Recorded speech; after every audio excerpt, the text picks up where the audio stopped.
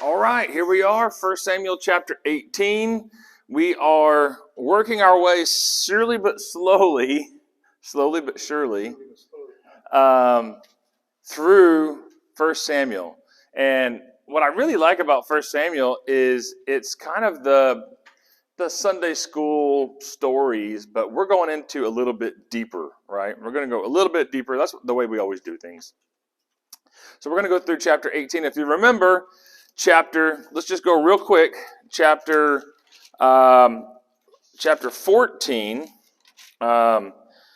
Saul's son Jonathan sneaks off to kind of go do a raid on the garrison of the Philistines, and actually takes them by surprise, and actually they win, right?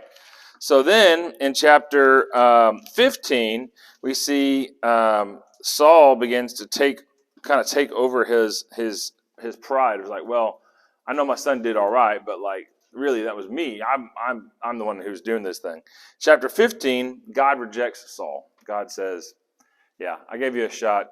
You're just not it. You're not the one here. And then we get into chapter 16. Even while Saul is still king, Samuel anoints David as king. So now you got the situation where you got two kings, one actively anointed and active, but being recalled by God. Another one, young, not doing anything politically, but being anointed as the king.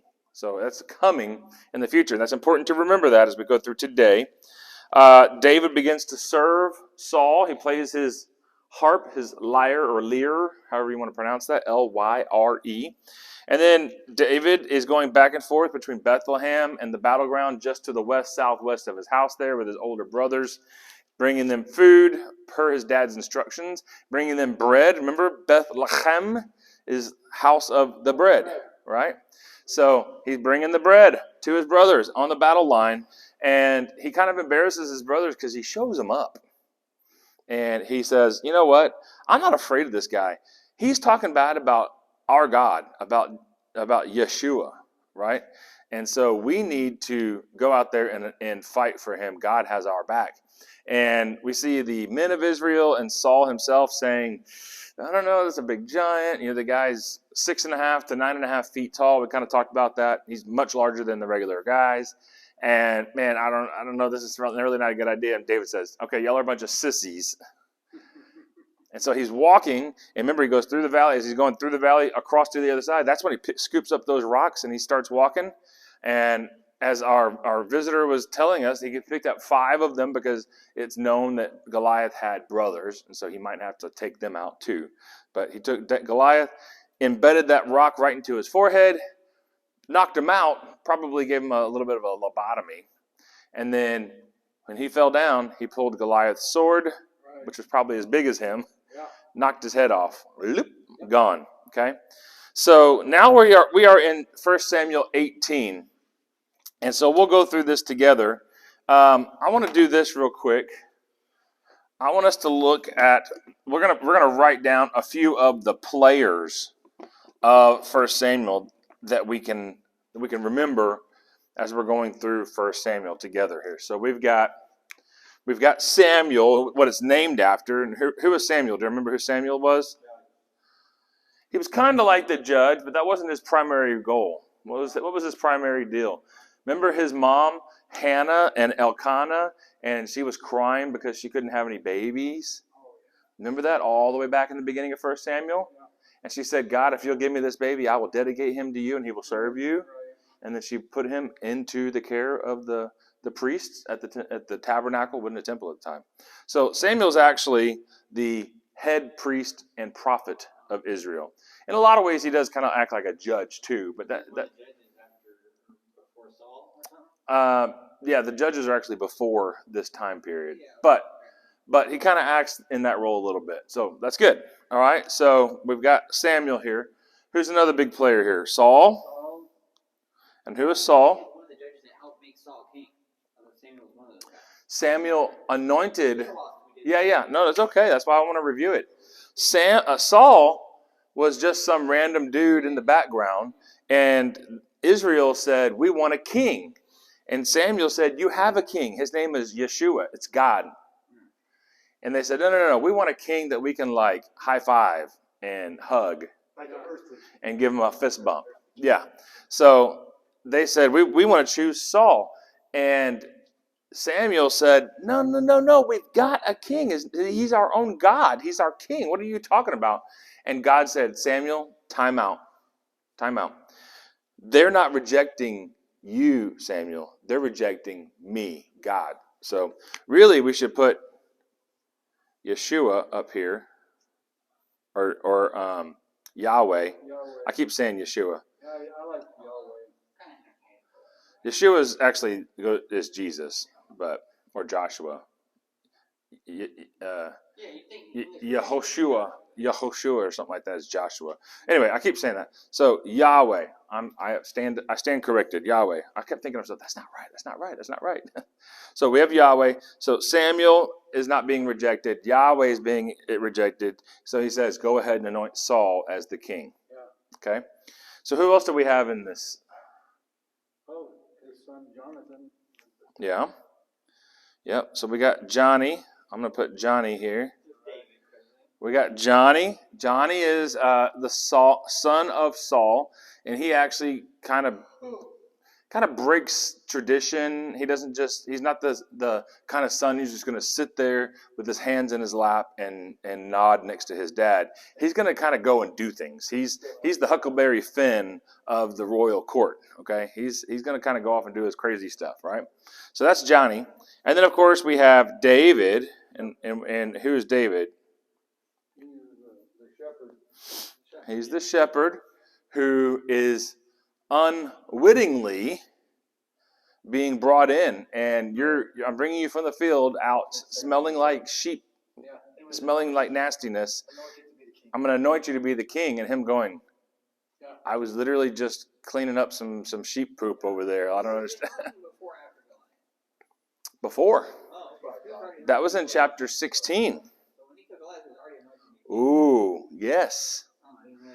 Yes. That's right. And so we have Goliath here, right? That's another big name in our story. So yeah, actually Samuel anoints him, but then God says, eh. So then Samuel anoints him, but Saul is actually still the king. And in the meantime, he's being afflicted by a spirit, and he says, I'm getting these crazy headaches, I'm being out of control, whatever. And they said, well, we know a guy who can play a harp very well. And so his name is David. So they're connected in chapter 16. Yeah, we do agree. In chapter 17, we see David shows up to the battlefront and says, I'll take on that monster of a dude. I'll take on Goliath. And Saul says, hold on, time out. You're the kid who plays the instrument. You're not really the fighter type. And David says, I'm not fighting because of me. I'm fighting because of God, because of Yahweh. So boom, he just takes off. Remember, he tried to put all his armor on him, and it was like super heavy, and it was like, man, this is too big for me. It didn't really fit. It's like watching those little league football players, and they're trying to put on like professional shoulder pads or whatever. It would look ridiculous, and he wouldn't be able to move and travel or do anything. So that was chapter 17. So here we are in 18. See, I thought when he went up there, he was just delivering the bread and all that stuff, and they kind of picked him, and he just kind of was weighed into it. Yeah. You're going to be the man. You're going to... Well, yeah. Well, he in 16, it was, you're going to be the man. In 17, he says, I will be the man to take on this monster. Exactly. Okay. So here we are in 18. Let's see what happens. Verse 1, when he had finished speaking to Saul, the soul of Jonathan was bound to the soul of David, so that Jonathan loved him as his own soul. So what we see here is, I'm going to use a terrible reference, but remember Step Brothers? He was like, shake and bake, whatever. Oh, that's Talladega Nights. Talladega Nights, yeah, I'm sorry, Talladega Nights. Shake and bake, right? So David and Jonathan are now, hey, we are tight, we're brothers, we're in this together. And Jonathan's kind of got that little bit of a rebellious kick to him. Remember we talked about that? And David's just kind of I'm just doing my thing. You can think what you want. I'm going to do my thing. He's just kind of walking his straight path here. So verse 2, and Saul took him that day and would not permit him to return to his father's house. Where's his father's house? Pearland? Close. Bethlehem. Yeah. So David's home is in Bethlehem. So if Bethlehem is down here in southern, south of Jerusalem, Saul, his place where he was staying was Gibeah, which is actually north of Jerusalem here. So he's like, as a matter of fact, you and my son are best friends now. You defeated Goliath. You're coming with me. I'm not even going to let you go back home. You're riding with me now. You're done. And then Jonathan and David made a covenant because he loved him as his own soul. So, what is a covenant, Mr. Mike? That's where it's not a contract where I'll do for you if you do this or do that. It's something it's a everlasting thing. It's not a contract that you sign and say, if you're going to move that table, I'll do this for you or anything else. So the covenant is, I'm going to do this thing, whether you do that thing or not. Right, exactly. Yeah, that's the word I should have used. And that's what one of my friends told me with my covenant. He said, I'm going to do this at your house, whether you want me to or not. Whether you pay me or not, I'm doing this. So I got hung up in this covenant and I'm still with it. A covenant. And that's the same thing like a marriage should be and a friendship should be. I actually had a friend of mine recently. He was really struggling with some temptation in his life. And I was like, dude, that's not, A, thanks for sharing it with me because you can trust me with that. B, you've got to do X, Y, Z. You've got to run away from temptation. You got to get out of there. You cannot play games. Don't be like, oh, it's okay. It's kind of. No, get away. Get out. And that's the kind of covenant that we're supposed to live with one another when we're friends. If I saw Bradford in here and he's drinking a 40-ounce, Schlitz malt liquor over here, I'm gonna be like, Bradford, bro, Wait till after Bible study. No, Wait till I say amen. Dude, no, we're done. No, sir, not gonna happen, right? So they had this covenant together, and they became friends. Not just like, oh, hey, how you doing, Mr. Rick? But it's like we are in it together. Yeah. We're going to have fun, but we're also going to support each other when times are tough. We're going to be in this thing no matter what. Okay, so that's what you should get out of that. Verse 4. So Jonathan stripped himself of the robe that was on him and gave it to David, even his garments, his sword, his bow, and his belt. So Jonathan, remember, he's the rebellious one. He's dressed like the prince, the son of the king. And he was like, sweet, David's staying here with me. Here you go, dude. Put on all my fancy clothes and walk around. This is going to be great. Jonathan doesn't care about being the king's son.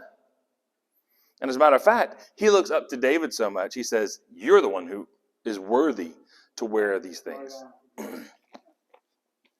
So verse 5, David went out wherever Saul sent him, and he was successful. So Saul set him over the men of war, and it was pleasing in the sight of all the people and also in the sight of the servants of Saul. Now, I'm going to make a very loose connection here. If you want to learn about the Bible, one of the things you're going to learn is that there's kind of patterns that repeat themselves, right? We talked about that a few weeks ago. I put SOS up here in Morse code. You remember that? Or 911. If you see a 911, okay, it's emergency. Right? Something's going on. Same thing. So we have this situation where the Bible works in patterns. And so we see somebody from a lowly beginning who was the least of his brothers being exalted and lifted up to becoming effectively almost in charge of the entire land. Does that sound familiar at all? Yeah. Go back to the book of Exodus. Back to the book of the end of Genesis. And I think it starts in chapters 30, 35, somewhere there, ends in chapter 40. But Genesis talks about Joseph. Do you remember that? Joseph, thrown in a well, sold into slavery by his brothers, put in prison, kind of from lowly beginnings, And he had great favor. And by the end, he was in second in command of Egypt. Okay? So I'm making a loose comparison here, but think. David, shepherd boy, stinking, sweating, smells like sheep dung. He's out there. He's not even brought into the house for consideration of being anointed by Samuel. Yet he's the one who gets anointed, and then God uses him to do mighty things. And now here he is serving effectively right underneath Saul. Does that make sense? You look at these patterns. God doesn't care how tall you are. He doesn't care how strong you are. God doesn't care how smart you are. He doesn't care what you wear, what kind of car you drive, what kind of job you do. He cares, can I use this person? Can I have this person do something? Are they teachable? Are they moldable? Are they obedient to my calling? Right on, that's it. That's what God's looking for. Are they obedient? That's what it wants. Looking for obedience. All right, so it was pleasing to the people as well. See that? It wasn't just Saul saw this thing, but the people were excited for David to be in charge. I'm going to ask you a question. Whether you're a red or a blue, a Republican, a Democrat, a liberal, a conservative, whatever you're doing, do you love everybody who's kind of in rule representation above us? No. Do I like some of them? No. Not really. But you get my point. Like, there's a lot of people who I'm like, okay, I could get along with that person. Basically, I don't agree with everything, but I pretty much agree with them. Whatever. But there are some that are over me that I'll be like, no way, ridiculous. I'm glad they're not in my district. Otherwise, I would be, campaigning for them to never get voted again or whatever it is. And so we have to think when it says the people are excited for David to be in charge of them. Can you even imagine that? That the people were excited about it. Not just like, oh, okay, it's David. I'm cool with that. They were excited. That says something. That really says something. All right. Okay, so hold on. So Yeah. Did he have a big fanfare? Like, after he killed the giant, We're about to get there. Not Saul like everyone else. We're about to get there. Okay. You're reading ahead. Skipping ahead again. You're reading ahead in your notes. Verse 6. When they came home, as David was returning from slaying the Philistine. So go back, a couple of pages here. When they were coming home, they were coming from the battlefield back through Bethlehem, back to the king's palace. So they're kind of going through Jerusalem. They're kind of making a parade. Okay? As they were coming home, as David returned from slaying the Philistine, the women came out from all the cities of Israel to meet King Saul, singing and dancing with tambourines, with joy, and with musical instruments. So they're having a parade. And they're like, yeah, you beat the Philistine, you beat the Goliath, you beat the giant. Yay, good job, guys. But listen to what they were saying. They were dancing, the dancing women sang, and they said, Saul has killed his thousands, and David his 10,000s. That pissed Saul off. Oh, man. Well, I'm the king. Why don't I get all the glory? Why don't I? Well, you didn't kill Goliath. You hung out in the back and sent all the other people to go. And David went and took care of business. Saul, verse 8, became very angry, and this saying displeased him. Therefore he said, they have ascribed to David 10,000s, but to me they ascribe thousands. You can see him being a whiny baby here. Yeah. Right? They're saying 10,000 for David. Oh. Now what remains for him but to have the kingdom? What's left? He's just going to take over the throne? Saul, little do you know, he's already been anointed to be the king. Saul doesn't know this, though. He doesn't know this yet. So he is already seeing the writing on the wall. That David is the man that God's raising up. He's already anointed him, and now he's raising him in great favor and power and influence. God, he can move and remove people from positions. Not a big deal for him. Us takes months or years of planning and a special ops team overnight to go and remove somebody from power in a foreign country. God just twitches, he twitches his ear, and he makes things happen. God is in control. Regardless of what we think, God is in control. All right, verse 9. So Saul was suspicious of David from that day forward. Well, I don't see anything so far that tells me David is spiteful of Saul. No, not really. But I do see David doing all the things where he deserves to be the king. Sure. So, yeah, if I was Saul, I would be pretty suspicious as well. Verse 10, it came to pass the following day that an evil spirit from God came upon Saul, so that he raved in the middle of the house, throwing a fit. And David was playing the lyre, playing the harp, as other times. Now there was a spear in Saul's hand, and Saul threw the spear, for he said, I will pin David to the wall. But David avoided him 2 times. So it wasn't just enough that he got pissed off and threw a fit. Now, I'll be honest, I'll be transparent with you. There's been 2 or 3 times with my boys, where I have absolutely lost my mind. Yelled, screamed, punched my hands. I didn't touch anybody or break any walls or anything, but I have thrown a hissy fit. I've had to go back afterwards and apologize to them. But I can imagine that Saul's was as bad or worse than that. Yeah. So he throws a spear at him to try to pin him against the wall, right? Missed and you feel bad. Right? Missed, and then he's like, and you can see David going, oh man, kind of walking off, and Saul grabs it out and throws it at him again. So here's Saul is not doing well. If you're looking at a chart of like popularity coming and going, David is doing one of these numbers, and Saul's doing one of these numbers. Yeah. Okay? So they are going in opposite directions here. Verse 12. Saul was afraid of David because the Lord was with him, but had departed from Saul. So we see that not only did Samuel anoint David as the future king, he had already anointed Saul, but God rejected him, and now God has left him, but God was with David. And that's exactly what we're seeing here. Okay? Says that the Lord was with David, but had departed from Saul. Therefore Saul removed him from his presence and placed him as his captain over 1,000. And he went out and came in before the people. David was successful in all those ways, and the Lord was with him. When Saul saw that he was very successful, do you think he was proud? Say, man, look, I put a good guy in a good position over a bunch of people, and he's doing a good job. I did a good job of delegating. Well, it says, when Saul saw that he was very successful, he was afraid of him. He wasn't proud of him. He was afraid of him. Why was he afraid of him? Because he is proving that he is the one who needs to be king, not Saul. And so he's saying, oh man, this is not good for me. In verse 16, now all Israel and Judah loved David because he went out and came in before them. It wasn't that he just sat in the palace and snapped his fingers and said, bring me my food, bring me my wine. David went out.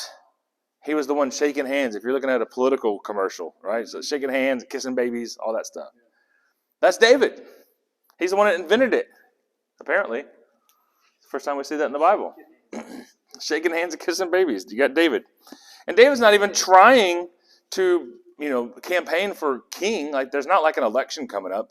You're king or you're not. Yeah.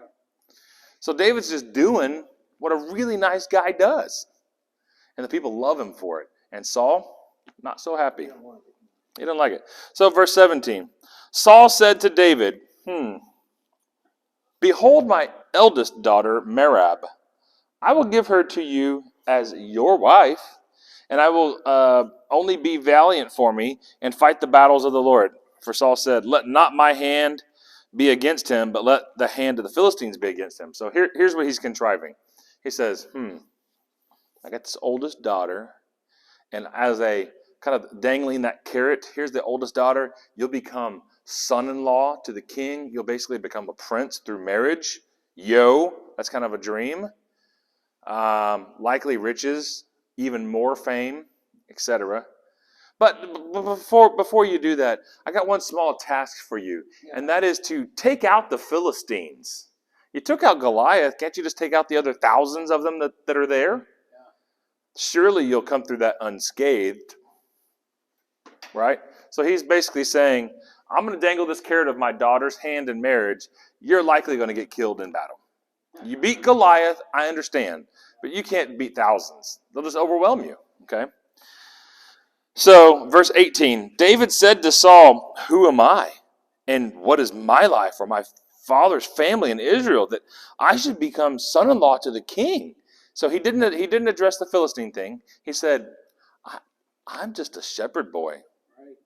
How could I possibly become a son-in-law, a in-law prince of the throne?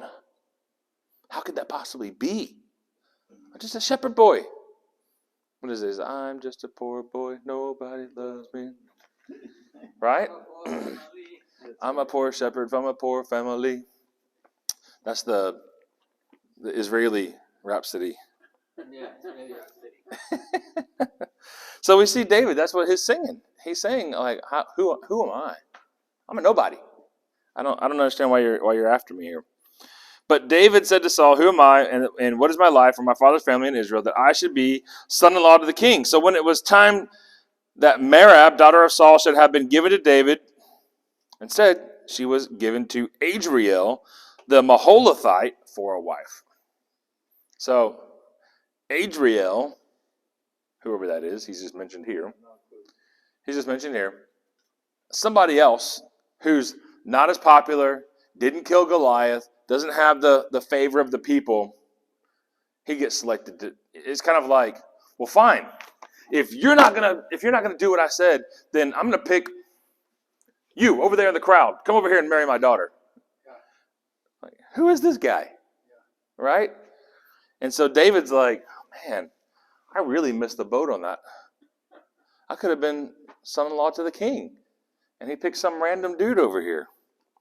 Now, Michal, daughter of Saul, loved David. And they told Saul, and the thing pleased him. So apparently, David didn't have the hots for Merab anyway. He liked Michal. And he sees her, and she sees him, and they fall in love. And they say, Dad, yeah, hey, hi Merab, how you doing over there? You doing good with Adriel? Okay, cool. Listen, we love each other, and we actually do want to get married. And so you see Saul saying, okay, it wasn't her, but I have another daughter here. Plan's back on. Right? My plan is back on. And this time, David willingly enters into this plan because he loves my daughter. I don't have to trick him. So Saul, in verse 21, Saul said, I will give her to him that she may be a snare to him, and so that the hand of the Philistines may be against him. Do you see that? Saul's like, all right. Okay, fine. She's married off. You love this? Oh, that's so sweet. Well, here's the deal. Same program. Go fight the Philistines, and I'll give him a call to you. Do you see what he's doing? He's manipulating the situation. Therefore, Saul said to David, for a second time, you may be my son-in-law today. So apparently, Adriel and Merab, he got upset. I can just see it. How I do my deal here is like, David, come on, man, just fight the Philistines. You get Merab, but it's gonna be awesome. Like, nah, not really. Who am I? I'm just a poor boy, shepherd boy, right? He's like, fine, random dude over here, get with Merab. Y'all are getting married. It doesn't say that they got married like the ceremony that day, but he set them up. Like, y'all two, you're gonna get married. And then you see David and the second daughter are saying, actually, we do love each other and we do want to get married. Great. My plan is back on as I intended, just with a different daughter, right? So here we are in verse 22. Saul commanded his servants, saying, speak to David in secret, saying, listen, the king delights in you, and all the servants love you. Now therefore become the king's son-in-law. David, in verse, 19 or 20, literally just said, I love your daughter, right? We just read that. But Saul, he really wants to convince David that he needs to marry her. And so he sends people, his servants, to whisper in David's ear, oh man, you could become the king's son-in-law. Oh wow, look at that. Oh man, it's going to be amazing. Trying to convince him that he needs to completely and utterly go through with the program. Okay? So then we go to verse 23. So the servants of Saul spoke these words in the ears of David, and David said, "Does it seem to you a light thing to be a king's son-in-law, seeing that I am a poor man and lightly esteemed?" David doesn't respond going, "Yeah, that would be pretty sweet. That'd be a nice gig. Hang out in the throne room, get the grapes fed to me, the whole thing. I mean, that'd be awesome, right?" But David doesn't do that. David goes, "Are you guys nuts? This is the king we're talking about, and I'm, Israeli Rhapsody. I'm just a poor shepherd boy from a poor family. Oh, what am I? This doesn't make any sense. How could I possibly go do that? That doesn't work." So David is he's not saying, "No, I don't want a daughter," but he's like, man, when you think about the other half of this thing, becoming the son-in-law to the king, I'm just... Now, in the back of your mind, remember something. This right here. He's already been anointed as king. Right? He's already been anointed. We know he's going to be king. He knows that he's going to be king. We don't know when. No time was given. So David is basically humbling himself and also saying, until somebody tells me it's time, I'm not here to usurp this guy. I want to be very careful about just jumping into this situation. So, verse 25, Saul said, "Thus will you say to David, the king does not desire any dowry, but 100 foreskins of the Philistines to be avenged of the king's enemies." That's kind of a weird thing. You pay a dowry because I'm losing a daughter, and I'm gaining a son, and you pay a fee, basically, and he uses that fee to pay for the wedding or whatever. But here's the deal: he doesn't want that. He wants 100 foreskins of the Philistines. Now, if you remember, God gave instructions to Abraham back in Genesis 12. You're going to do circumcision. And this is to be an outward sign of your belonging to me, Yahweh. Okay? Is that you're going to be circumcised. You cut that extra skin off of there. Okay? Apparently, that's an upgraded model from the original, because Adam apparently was not circumcised. So apparently God saw fit to make an upgrade, make a mod to the human body and do the circumcision. Okay? So the Philistines didn't do that. The Philistines didn't do that. We know that the Israelites, actually all of them, before they came into the promised land in the book of Numbers, Genesis, Exodus, Leviticus, Numbers, in the book of Numbers, they all had to get circumcised because they hadn't been in the desert. They've been wandering around the desert for 40 years. Before God allowed them to step into the promised land, he made all of them get circumcised. Old men, middle-aged men, teenagers, babies, everybody. Can you imagine actually remembering that? Oh, man. Oh, you mentioned You talking about, dude, I got to pick up the manna. Yeah, I had to go collect the foreskin. I rather collect heads. So here's the deal. The Jews do the circumcision. That's part of their process. Okay. The Philistines don't. All right. So as a means of saying two things, one is I'm going to send you on a dangerous task, and your task is to go attack a bunch of men's manhood and try to remove some skin off of that thing. I will fight you. If you try to touch me down there, I will fight you, right? Especially if you're coming at me with a knife. And you want 100 of them? That's a suicide mission, okay? I shouldn't mean, you can't get a foreskin from a live man. It's not going to let you do that, right? So you'd have to kill them. Yeah, that's what I'm saying. So he wants them, 100 to 1. Yeah. 100 to 1. Those odds don't really add up. Think about it. 100 to 1. So, yeah, I like where your head's at, though, because you're thinking, like, wait a minute. You can't get a live man. You're not going to get a live man's foreskin. I agree with that. So, all right, now that we're on the same page, when his servants told David these words, it pleased David well to be the king's son-in-law. Why do you think David was like, marry her and become the king's son-in-law? I don't. What am I? Go get some foreskins? I'm in. Why do you think David did that? Remember, let's go back. We can look now. We've been through enough of 1 Samuel to see this.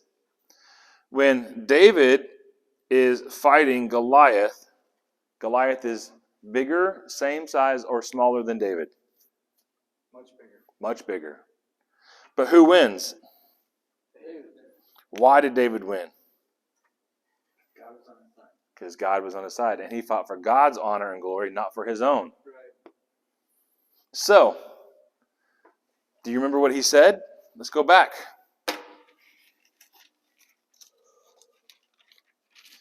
Let's go back here. It says,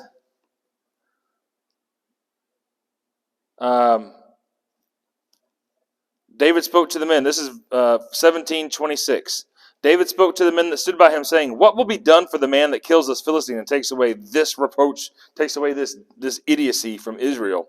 For who is this uncircumcised Philistine that he should defy the armies of the living God?" So with great vengeance in his voice to avenge the disrespect of Yahweh, David says, look at this uncircumcised Philistine. I know he's a giant, but I don't care about that. He's disrespecting God. So Saul, what does he ask him to do? Well, you want to go after uncircumcised Philistines? Go bring me 100 of them. And so David says, I can do that. I can do that. I'm in. Because it's not about my glory and about me becoming son-in-law. It's now because I'm going to do it for the glory of God. To avenge what those nasty Philistines have been doing to us and against us. So David says, I'm in. Now the days had not expired there before David arose and went, he and his men, and they killed 200 men of the Philistines. So they had to kill them. So David and his band of brothers, let's call it a squad, I don't know, a platoon maybe, I don't know. But they went out and they killed 200 of them. Because David's not fighting for himself. Who's he fighting for? The Lord. For the Lord. That's right. So he kills 200. So again, remember I talked about this pattern from little, lowly, nobody to somebody who God is using for amazing things? Saul intends for it to be 100-1 outmatched. You're going to be killed because you're trying to cut off guys' foreskins, or you're going to have to kill them, and it's 100-1. You're going to lose. And David says, I'm not doing it for me. I'm doing it for God. And he doubled the order. 200. 200. That's a pile. Imagine collecting them. They got a horrible job. Horrible day. Horrible day. Yeah. Or I'd be sick at work that day. Colin, hey, I can't come in. The flu. I can't come in. The foreskin collection. Sorry. No foreskin collection for me today. Sorry. Oh, shucks. So then David brought their foreskins, and they gave them in full to the king, that he might be the king's son-in-law. And Saul gave Michal, his daughter, for a wife. So he's like, wow, you did it. You actually did it. And you didn't die in the process. So it didn't fix Saul and David's conflict, but David met and then exceeded the requirements. And when Saul saw and knew that the Lord was with David, and that Michal, his daughter, loved him, Saul was yet more afraid of David, and Saul became the enemy of David continually. He saw it. He sees that God has now cut himself off from Saul. Saul sees, I'm no longer in God's graces. I don't have the power to do anything. I don't have leading of God. I don't have his power, his authority. I don't have his blessing. David does. David just went out there and cut off 200 foreskins of the enemy. And anybody who does that is a savage. Yeah. And on top of that, I see that God's with him. So I'm kind of afraid of David, right? So David and Saul, he had an enemy of David continually. Verse 30. The commanders of the Philistines went out to make war, and when they went out, David was more successful than all the servants of Saul, so that his name was highly honored. So here we see David is not doing things to bring glory to himself. Right. David's doing things to bring glory to God. Now, David doesn't deny that he's doing these things. They said, hey, you're going to have to go get 100 foreskins. He's not like, God's really going to have to do this for me. I don't know how I'm possibly going to be able to do this. He just says, okay, I'll go do it.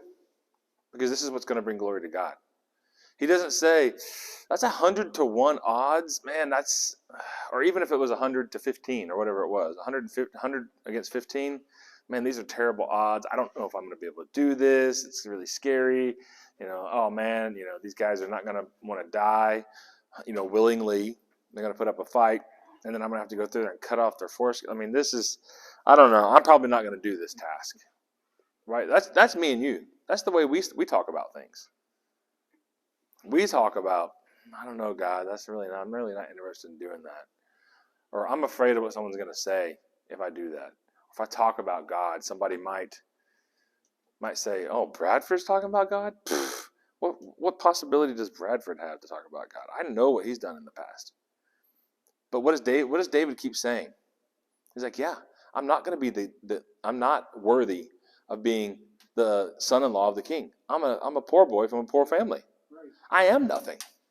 I'm from nobody. I'm a nothing. Yeah, I'm a nothing. I'll work for the Lord. I'll fight this guy and everything. I'm doing that for the Lord, but I'm not here to make any brownie points. That's right. So the question for today, the application question for today is, how do we approach our work, our neighbors, our family? That's a tough one sometimes, right? How do we approach the other people in our church, at school, if you're going to school? You come back to school in the fall? Yeah, go back to school in the fall. So you got all these different people you interact. How do you present to them, I'm confident in the Lord? Not so much about me. I don't have it all figured out. But I know the Lord does. How can you be confident in the Lord about him, not about yourself? That's the question for today. How do you redirect it to, yeah, I did something good. I lined up all these chairs here in the sanctuary after church because it needed to be done. But really, I want people to come in next time not having had to worry about it so they can come focus on God, not worry about setting up chairs. Like, how do you redirect the conversation to bring the glory back to God? That's the question. All right. Next time we're together, we'll be doing 1 Samuel 19. I'll see you then.